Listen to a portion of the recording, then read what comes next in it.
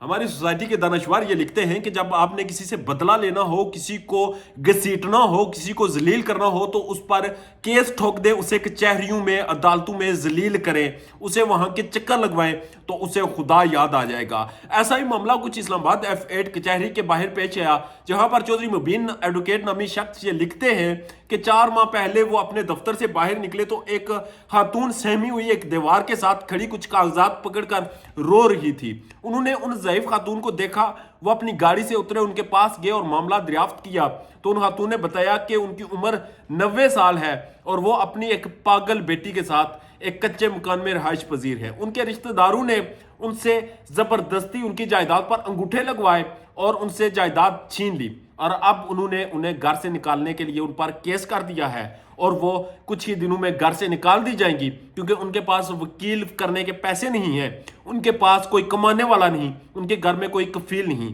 وہ لوگوں سے صدقات خیرات لے کر اپنی اور اپنی بیٹی کا پیٹ پالتی ہیں۔ چودھری مبین ایڈوکیٹ یہ لکھتے ہیں کہ انہیں یہ معاملہ سنا، انہوں نے کہا کہ ماں جی آپ فکر نہ کریں، میں آپ کے ساتھ ہوں، اور انہوں نے ان کا ساتھ دیا، بغیر فیس لیے کیس لڑا اور 4 ماہ بعد ان خاتون کو ان کا حق واپس مل گیا۔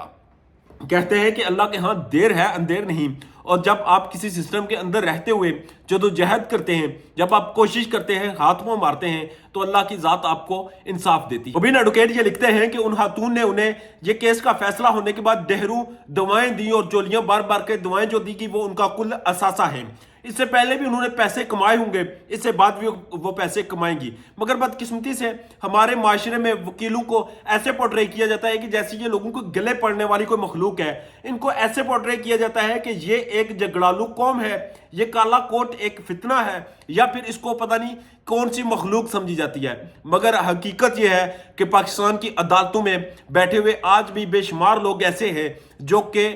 مظلوم لوگوں کے لیے مفت میں کیس لڑتے ہیں، اور میں ذاتی طور پہ بہت سے لوگوں کو جانتا ہوں۔ جبکہ دوسری طرف یہ ایک مثال سیٹ ہوئی کہ جو لوگ یہ کہتے ہیں کہ آپ کسی کے اوپر کیس ٹھوک دیں، آپ کسی کو لٹکا دیں، کسی کو عدالتوں میں گھسیٹ دیں، ذلیل کریں تو آپ کی نسلیں وہاں پہ ذلیل ہوں گی، تو یہ ان کی حوصلہ شکنی ہے۔ آپ اگر مغربی معاشرے کا بغور جائزہ لیں، اگر ان کی سوسائٹی کا مطالعہ کریں، تو آپ کو ان کا جوڈیشری نظام جو ہے وہ بڑا مضبوط، بڑا سٹرونگ نظر آئے گا، اور اس کی وجہ بھی یہی ہے، ان کی کامیابی کی وجہ صرف اور صرف ان کی جوڈیشری ہے۔ اگر کوئی محکمہ، کوئی ادارہ، کوئی انڈیویجول کسی کے ساتھ ناانصافی کرے گا، زیادتی کرے گا، تو اس کا بدلہ اسے عدالت میں چکانا ہوگا، عدالت اس سے سوال پوچھے گی، عدالت اسے سزا دے گی اور اس سزا پر عمل درآمد ہوگا۔ مگر بدقسمتی سے پاکستان میں انصاف تو ہوتا ہے، مگر وہ صرف 1 یا 2%۔ یہ جو بوڑھی خاتون ہیں جن کا میں نے ذکر کیا، یہ ان خوش قسمت 1 یا 2% لوگوں میں سے ہیں جنہیں انصاف ملا۔ اس کے بعد ہم دیکھتے ہیں